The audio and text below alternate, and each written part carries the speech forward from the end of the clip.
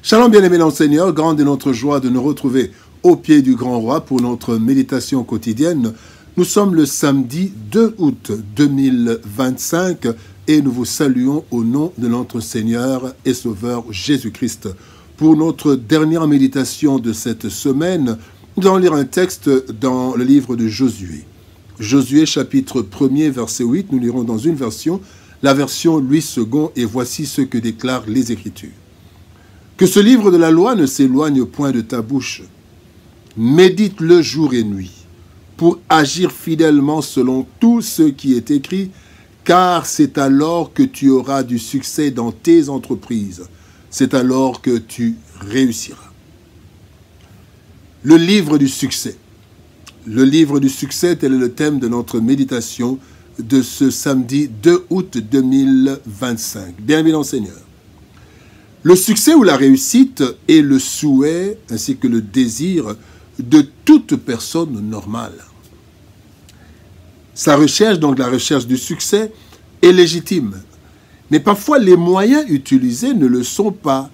Et cela conduit à un succès avec un arrière-goût de compromission qui peut transformer ce succès en échec. Tel n'est pas ce que Dieu veut. Dieu ne veut pas que nos succès soient transformés en échec. Lui qui désire que nous prospérions à tous égards. Bien-aimé dans le Seigneur, un succès sans arrière-goût désagréable, même dans les générations, jusque dans les générations suivantes, eh bien cela est possible. Un succès sans arrière-goût. Et il s'obtient à travers un livre. Le meilleur des livres, le livre divin, les Saintes Écritures, la Bible. C'est ce que Dieu recommande à Josué pour qu'il obtienne le succès dans la mission qui lui est confiée.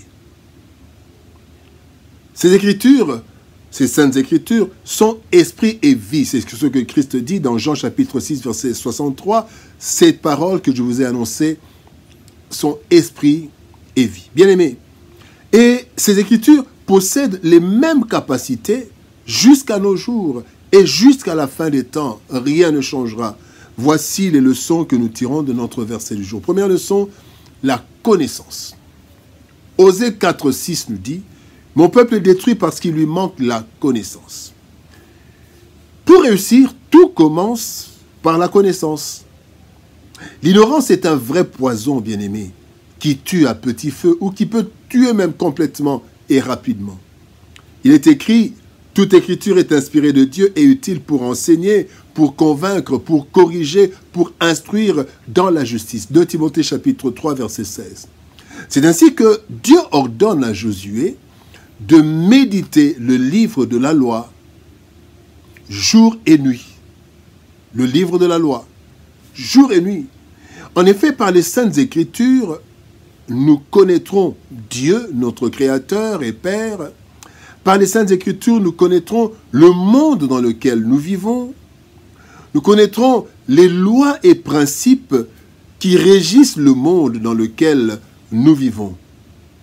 Et nous connaîtrons aussi les voies à suivre pour atteindre les objectifs de Dieu. Parce que souvenons-nous que nous sommes créés par Dieu, envoyés sur la terre pour Dieu. La parole de Dieu, bien-aimé, est une lampe et une lumière qui nous dirige parfaitement. C'est ce que dit le psaume 119, verset 105. « Ta parole est une lampe à mes pieds et une lumière sur mon sentier. » La connaissance. Et la connaissance, nous l'acquérons à travers les Saintes Écritures.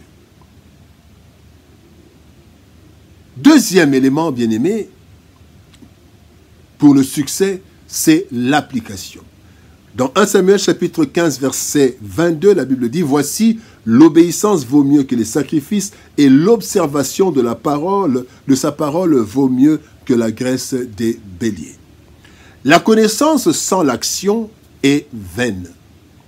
En effet, Christ dit à ses disciples « Si vous savez ces choses, vous êtes heureux à condition de les mettre en pratique. » Jean chapitre 13 verset 17. Le plus grand problème, bien-aimé, qui se pose, c'est la mise en pratique de la parole de Dieu. Plusieurs proclament cette parole. Nous proclamons que nous sommes chrétiens. Nous allons à l'église, mais sans pour autant appliquer dans tous les domaines cette parole. Est-ce que nous l'appliquons à l'école, à l'université, dans la politique, au gouvernement, à l'Assemblée, dans l'armée, dans l'administration? Est-ce que nous appliquons cela dans les affaires, dans le commerce? Bien-aimés, pour appliquer la parole de Dieu, nous devons d'abord la connaître. Dieu dit que ce livre de la loi ne s'éloigne point de la bouche. Connais ce livre de la loi. Deuxième élément, nous devons la comprendre. Voilà pourquoi la Bible dit « médite-le jour et nuit ». Pour bien comprendre, l'assimiler, la maîtriser. 3, nous devons accepter, croire en cette parole, qu'elle est parole de Dieu. Il dit « pour agir fidèlement selon tout ce qui est écrit ». L'accepter.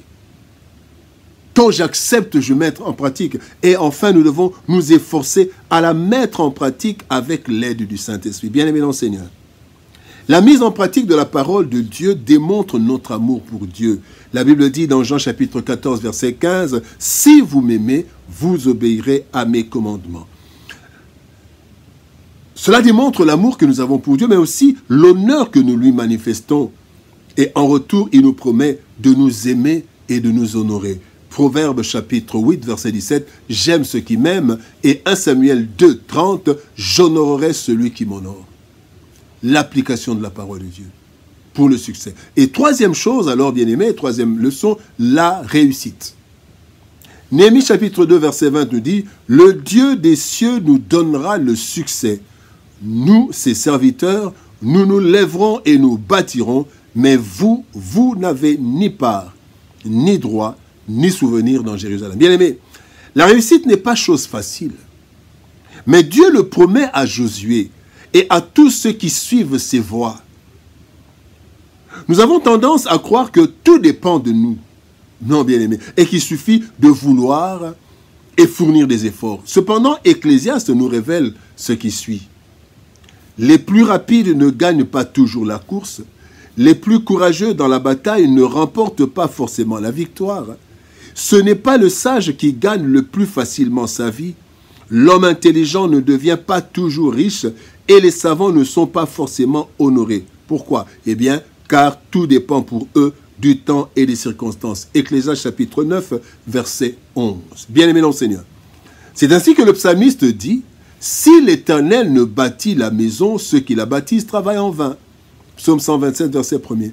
Bien-aimé, si nous bâtissons selon Dieu et avec Dieu, le succès est garanti. Et comment bâtir avec Dieu selon Dieu? C'est à travers la connaissance et l'application de sa parole. Bien-aimés, nous aspirons tous à une vie de succès sans échec. Si cela n'est pas du tout facile, du moins ce n'est pas impossible, puisque Dieu en donne la recette ou le secret à Josué. Pour un succès propre, sans arrière-goût de compromission, le Seigneur nous révèle que le secret, c'est la Bible. Elle nous apporte la connaissance à travers la méditation journalière, nous montrant le chemin à suivre.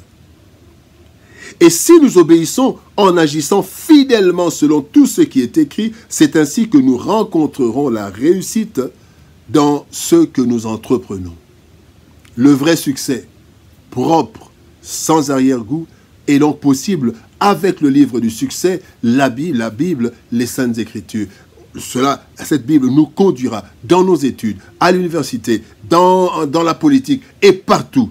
Quand nous plongeons nos regards dans les Écritures, bien-aimés, le Seigneur nous conduira et nous connaîtrons le succès. Prions. Père de gloire, nous te bénissons et te rendons grâce pour ton amour et ta bonté. Merci, Père, parce que toi, tu veux que nous ayons du succès. Voilà pourquoi tu nous montres, Seigneur de gloire, le secret. Tu nous dévoiles le secret. Méditer la parole, ta parole, la mettre en pratique fidèlement, et ainsi nous réussirons. Seigneur, aide-nous. Aide-nous, Seigneur de gloire, dans tous les domaines, dans les études, dans la politique, dans l'armée, dans l'administration, partout dans la société, dans les affaires. Aide-nous à tout faire en nous conformant à la parole de Dieu, à ta parole. Ainsi, nous pourrons connaître le succès dans toutes nos entreprises. Bénis ta parole et bénis ton peuple. Au nom de Jésus-Christ, nous avons ainsi prié, Père. Amen. Bien-aimés dans le Seigneur, que Dieu nous bénisse. Shalom, au revoir, et par la grâce de Dieu, nous nous retrouvons le lundi pour une nouvelle semaine de méditation au pied du grand roi. Shalom, au revoir, et par la grâce de Dieu, à lundi.